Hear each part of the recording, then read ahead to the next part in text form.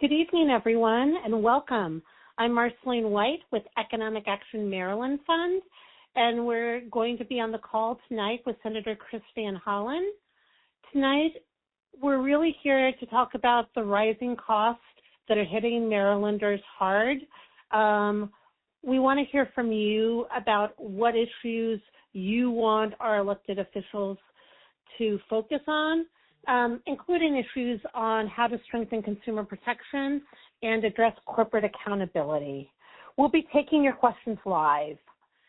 If you have a question for the speakers, just press 0 on your phone keypad now to be added to the queue, and we're going to try to answer as many questions as possible.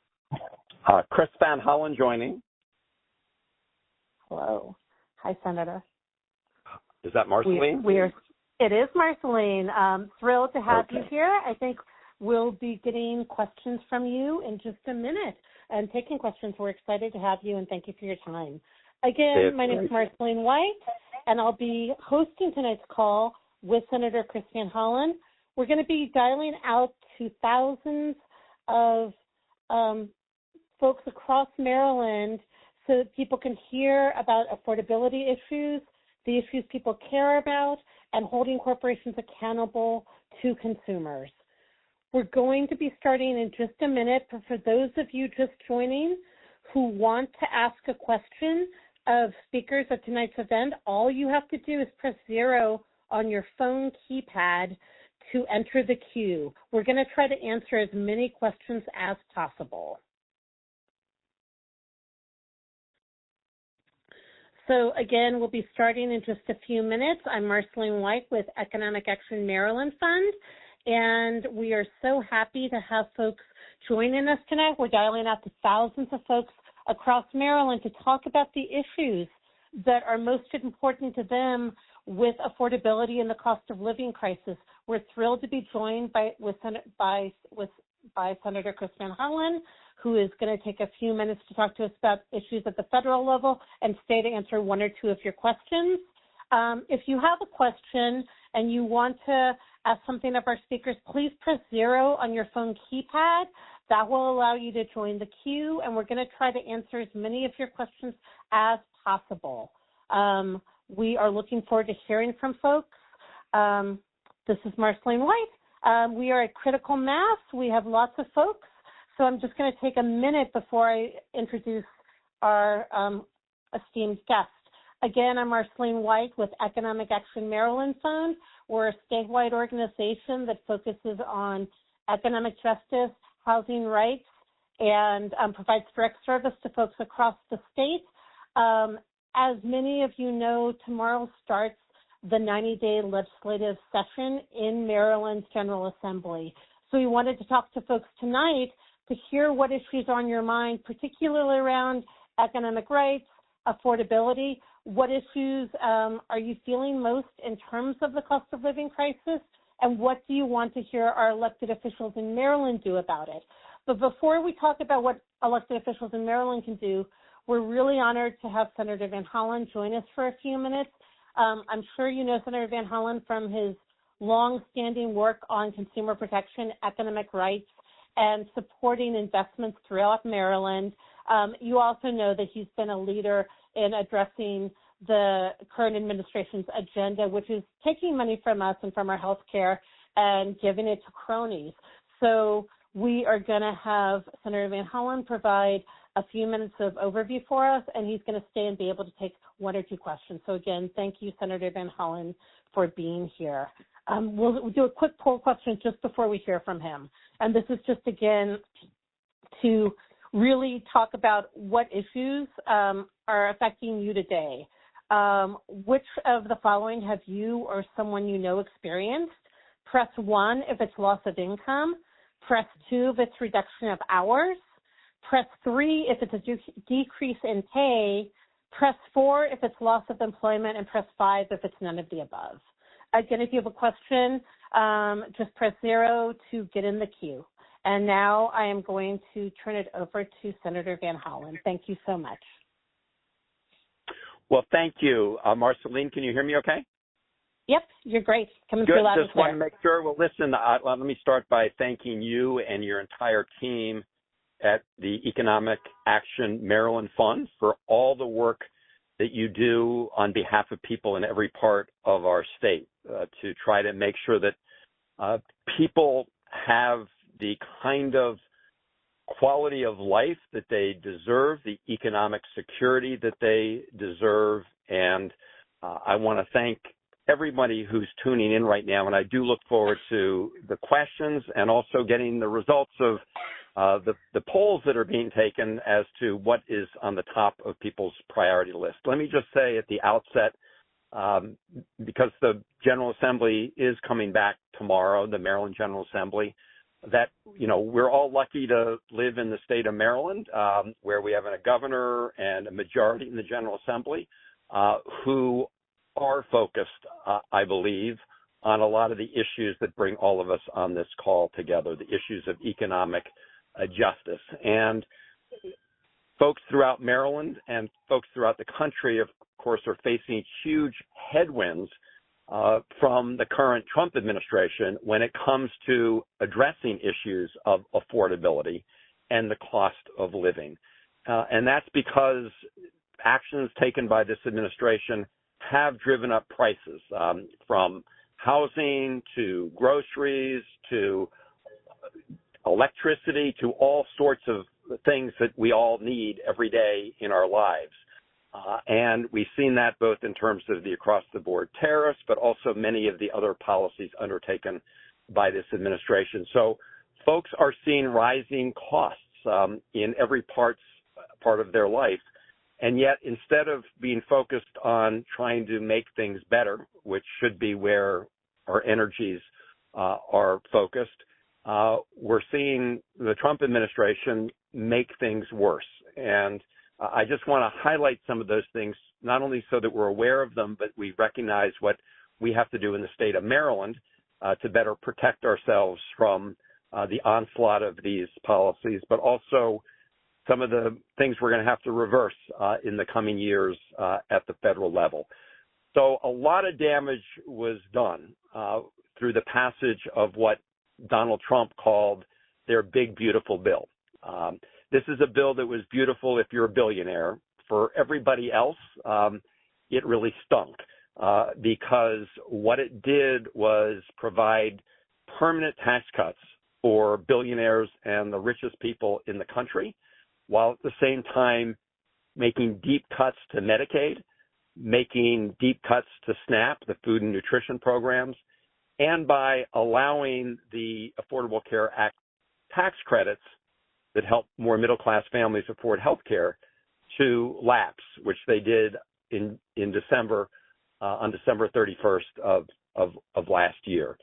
And these changes are going to do a whole lot of damage. Now, very cynically, the Trump administration and the majority in Congress timed the Medicaid cuts to take place after the coming November elections so that people would not feel the harmful consequences of them when they went to the ballot box. But those harmful consequences are going to be very real. So, for example, in the state of Maryland, over 270,000 people are going to lose access to their health care because of actions taken in that big, beautiful bill. Even more, tens of thousands or more will lose access to affordable health care because of the lapsing of the Affordable Care Act tax credit. So when you take all of these things combined, you're going to see lots of people who cannot get the quality care they need. And in fact, in addition to the people who are directly impacted, it will raise costs on everybody else as well. Because when somebody can no longer afford health care and they still have to go to the hospital, maybe end up in the emergency room, they are cared for. That care goes under what's called uncompensated care. And somebody ends up paying for that, and it's everybody else through higher insurance rates. So they're the people who are most directly harmed, but then there's everybody else who will face higher health care costs as a result of the actions taken in the Big Beautiful Bill. On top of that, they also are going to kick a whole lot of people off the SNAP program, off the food and nutrition program. We're going to work in the state of Maryland to try to minimize the harmful impact, but the impact will be acute nevertheless. And so we've got a lot of work to do with the state legislature, and I want to thank everybody involved in the nonprofit community who's going to be taking on an extra burden without extra resources to try to address a lot of these issues. On top of that, even after cuts to Medicaid and the SNAP program, I will say that there is a huge increase in the national debt. And the one area that they did increase significantly was funding for the Department of Homeland Security and ICE. And I've actually just got in the car from a rally here in our nation's capital to say that we're not going to continue to, I certainly won't continue to support funding for the Trump ICE operation the way it's being conducted right now. Now, in the state of Maryland, the legislature it took some actions to somewhat cushion the blow from some pieces of the Big Beautiful Bill. But the reality, and I can't sugarcoat this, is that unless we reverse these changes at the federal level, there will be greater hardship in Maryland, and it's going to be up to all of us to work together to address the needs of our neighbors at the state level and the local level. I do want to mention one other thing, which is there's so much, of course, to talk about, but Marceline, you've been very involved, of course, with consumer protection issues over the years. And we've seen from day one, of course, the attack from the Trump administration on the consumer on the CFPB, the Consumer Finance Protection Bureau. Absolutely. The person that, of course, Donald Trump put in touch with that was Russ Vought, who is the head of the Office of Management and Budget. And his goal has been to shut down the CFPB from day one. I've joined some of you on this call, probably, at various protests outside of CFPB. And we have pushed back, and we pushed back in the courts as well. And right now, the good news is that the courts have so far been preventing the termination of CFPB, and we're going to continue to fight that battle. But I thought it worth mentioning. And finally, on housing, because I know that you do so much work in the housing area. Senator Warren and I just held a rump hearing because we'd like to have an official hearing on these issues, but a rump hearing on the issue of cost of housing and the fact that the Trump administration is dismantling our efforts at the federal level to enforce the Fair Housing Act. Yep. And so as we look for ways to try to reduce the cost of housing in Maryland and around the country, we also need to reverse the harmful actions that they're taking there. So let me just close again by thanking you because you have done so much to help fortify and protect the state of Maryland, and now we need your efforts more than ever at the state level as we work to try to prevent even more damage at the federal level and ultimately reverse it. Thank you so much, and thank you so much for all you've been doing around consumer protection and housing. I do have a question from Rob, and that question is really looking at the budget deal expiring at the end of the month. What are the prospects for another shutdown, and what might the impact be on federal workers in Maryland? And again, just a reminder for folks, if you have a question or a comment that you want to ask, you can just press 0 on the keypad to be put into the queue. So this is really about the shutdown. Yeah, because as the question indicates, right now the federal government is only funded through the end of this month, through the end of January.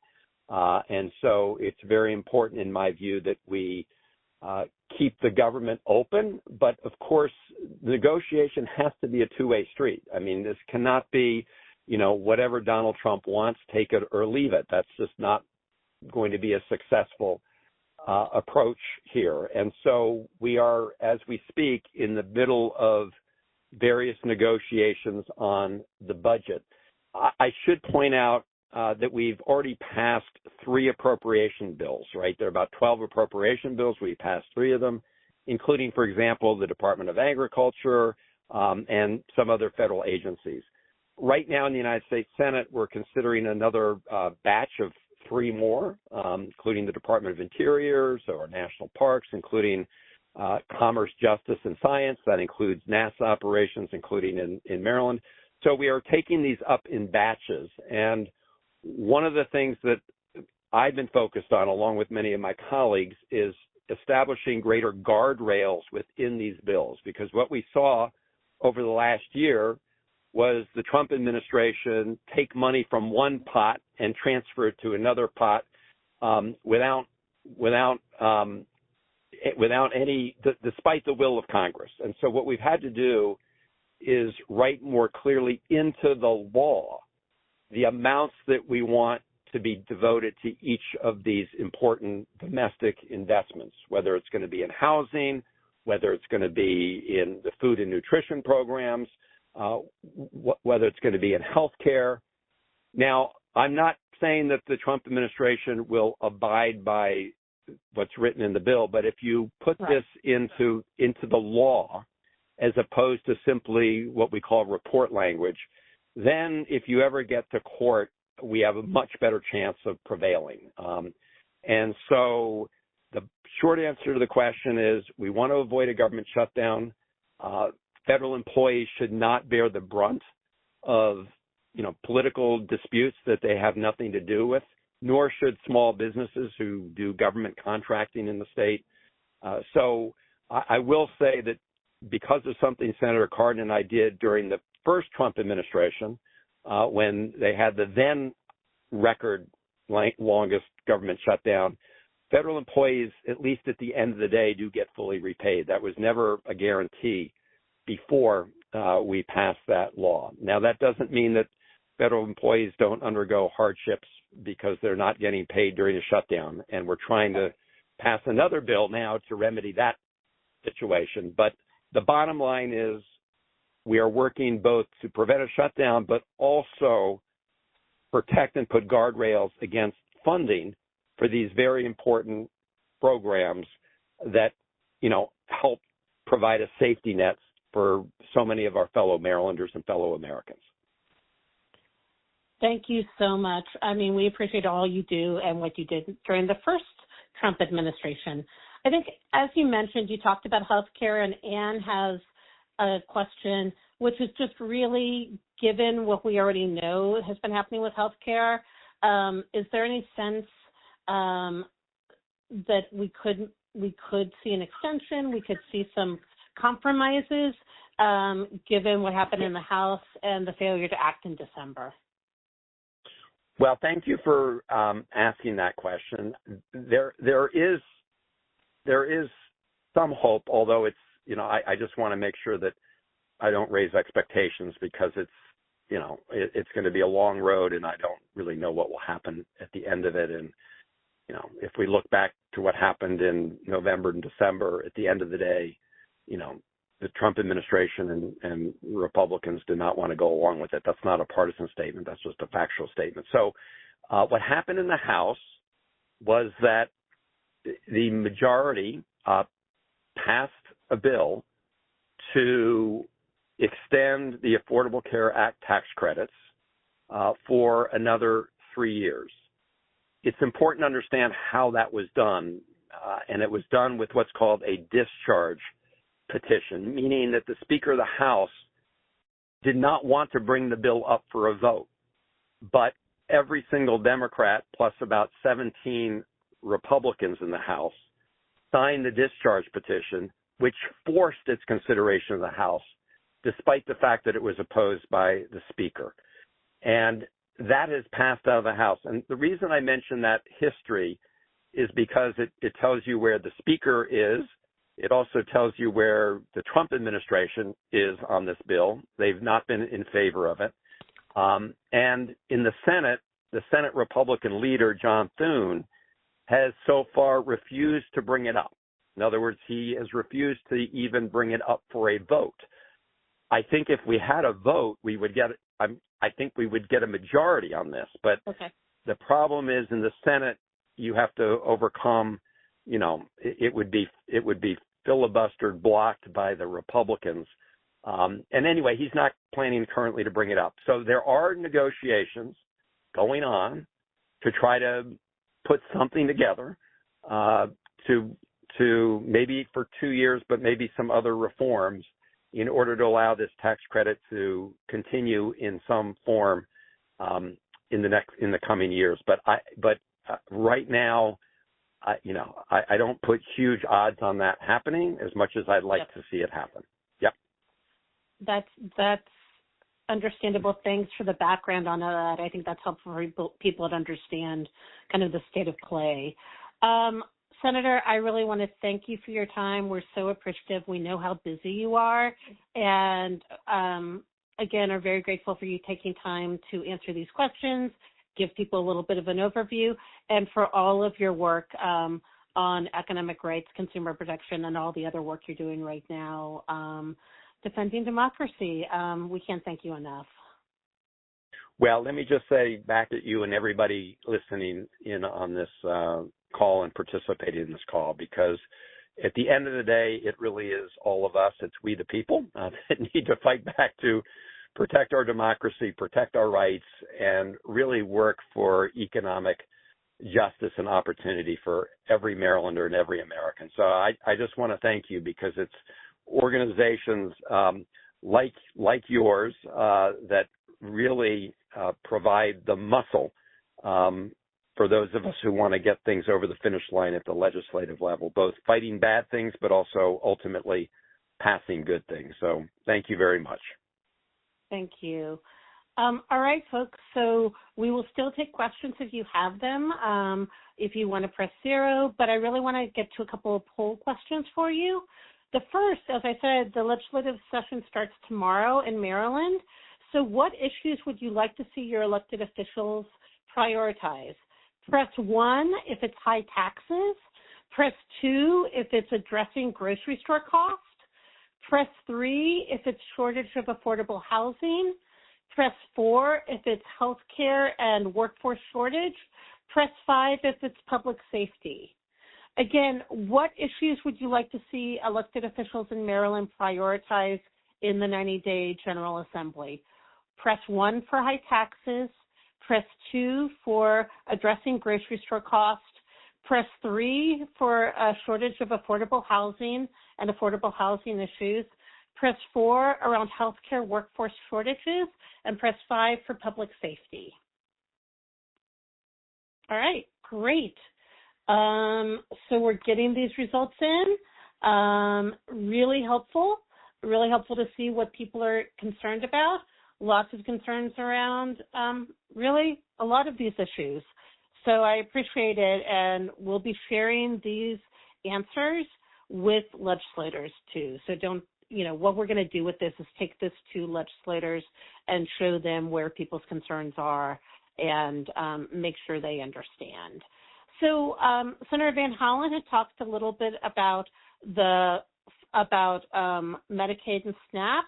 And one thing we want to know is, for folks who are here, do you or does anyone in your household receive any of the forms of government assistance? Press 1 if you receive Medicaid. Press 2 if you receive SNAP. Press 3 if you receive energy assistance. And press 4 if it's none of the above. Again, we know there are changes to Medicaid and SNAP. Economic Action Maryland Fund, our organization, provides direct service, and many of our clients receive this assistance. And we want to make sure that we have a good understanding of the need as we expand our programs and make sure we're supporting clients who are in need. So again, do you or does anyone in your household receive any form of government financial assistance? Press 1 if Medicaid. Press 2 if SNAP. Press 3 if energy assistance, or press 4 if it's none of the above.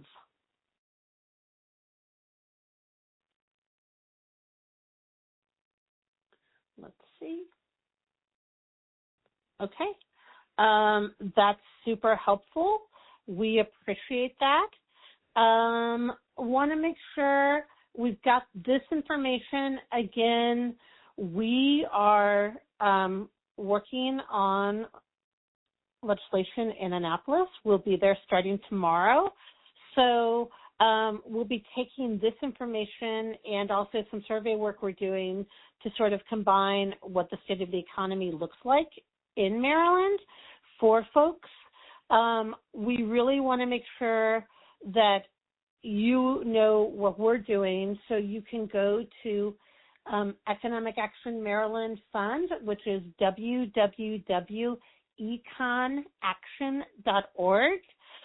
We'll have our legislative agenda posted there. There's also an email list, so if you want to subscribe and get more information and follow along about ways to take action in Maryland over the next 90 days, that would be great. We would love that. And I will tell you, just based on the answers we've seen, a lot of the work that we're going to be doing are things that folks want to see prioritized. We're going to be working on healthcare and healthcare affordability.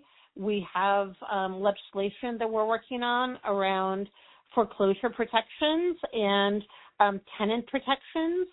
And we are also going to be doing work around grocery store affordability, which was not as big a priority for a lot of folks, but it's still something that we're seeing from some of our clients and others. So we'll be working on all of those issues. Our legislative agenda will be up. It's a quick 90 days. There's lots of ways for folks to get involved. You can subscribe for free and get action alerts you can take. We'd love if you have stories you want to share about your experiences or loved ones' experiences. That's always really important.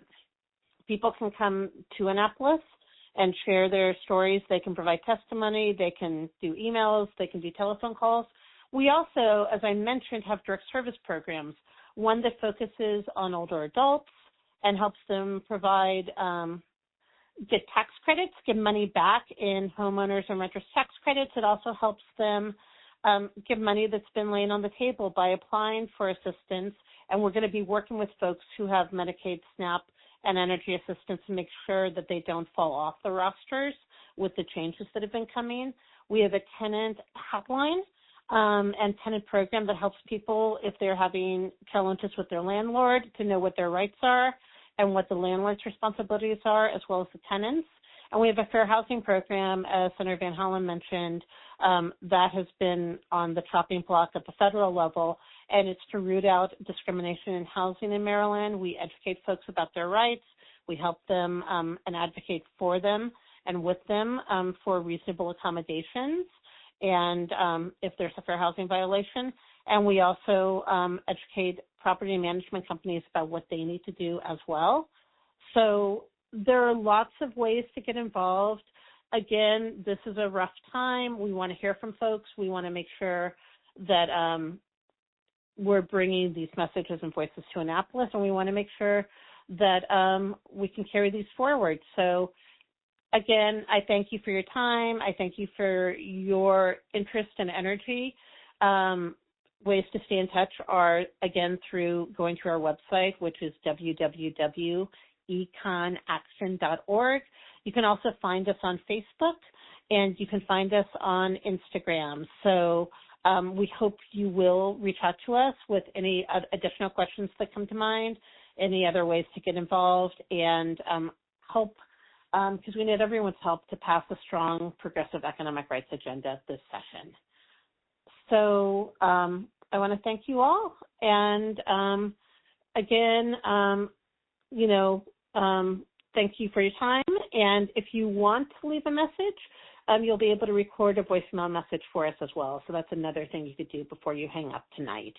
And with that, we really want to thank you for your time and energy and for this telephone town hall. Thank you.